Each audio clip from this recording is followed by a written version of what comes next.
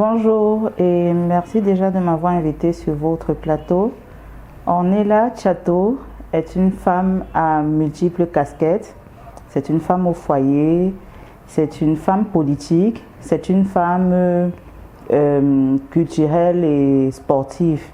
Alors, j'ai poursuivi mes études primaires et secondaires au Cameroun et mes études universitaires à Dubaï et au Nigeria où j'ai obtenu un bachelor en business administration et avec une spécialisation en management.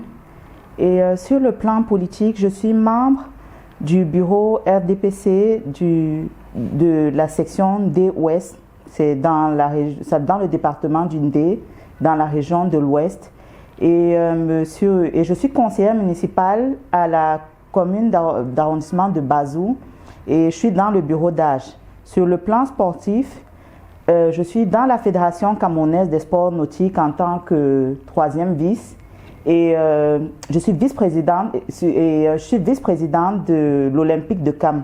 C'est une équipe de football à Yabassi.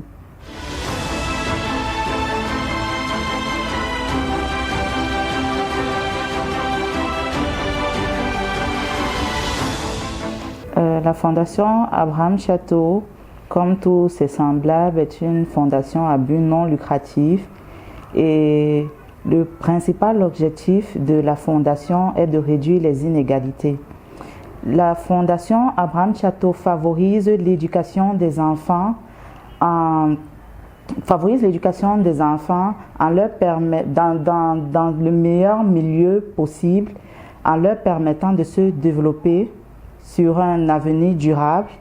Et la fondation soutient aussi la création et le développement des structures scolaires, des structures éducatives. Et la fondation a pour mission aussi de soutenir le développement qui est en rapport avec les projets en partenariat local. Comme la fondation Abraham Chatto est située, son siège se trouve dans une zone rurale, donc la principale source génératrice de revenus, c'est l'agriculture. Nous mettons plus l'accent sur l'agriculture en essayant d'améliorer les conditions de vie des populations vivant dans des situations précaires.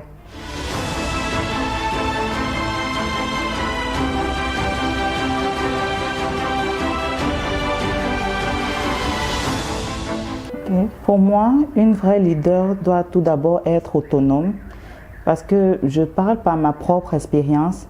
Nous, les femmes, nous sommes, je ne vais pas dire dans les bottes de nos maris, mais on a toujours tendance à se reposer sur eux. Donc, une fois qu'une femme leader est autonome et qu'elle a les moyens de sa politique, elle peut se faire respecter. Et aussi, le deuxième point, c'est de maîtriser le domaine dans lequel elle décide de s'investir et de se former dans ce domaine-là. Parce que si on ne maîtrise pas quelque chose et qu'on décide de faire sur le tas, plus tard on aura des concurrents et à travers ces concurrents on ne pourra pas s'exprimer parce qu'on ne maîtrise pas la chose. Donc une fois que la chose est maîtrisée et qu'on s'est formé à ce sujet, c'est facile de se faire respecter.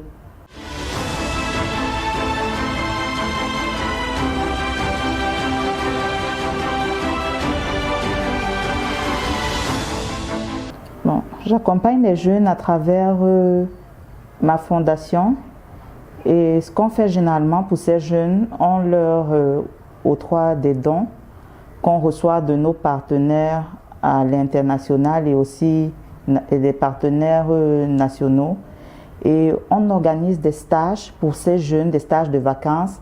Comme cette année, durant ces vacances, on a organisé un stage en informatique et aussi des stages de vacances pour leur permettre d'avoir un peu de sous pour la rentrée scolaire.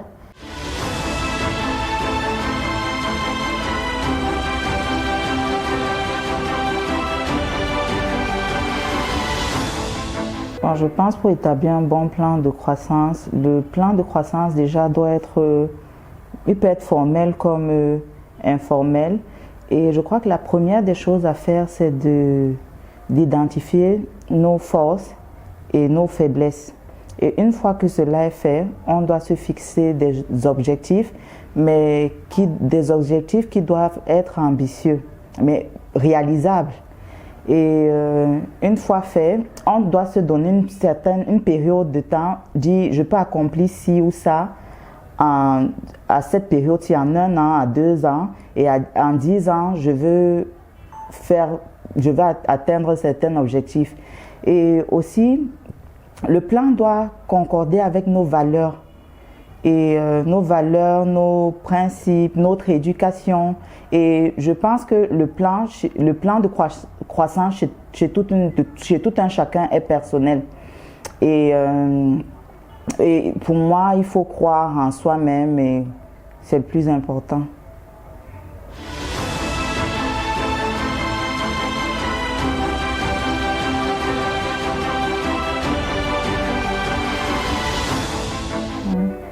En fait, la vision de Cetraco Group, c'est de faire partie des plus grandes entreprises de l'Afrique centrale d'ici quelques années. C'est clair qu'elle est une jeune entreprise, mais nous essayons de nous battre pour être au top. Et Cetraco Group, en ce moment, nous avons 3 principales sociétés.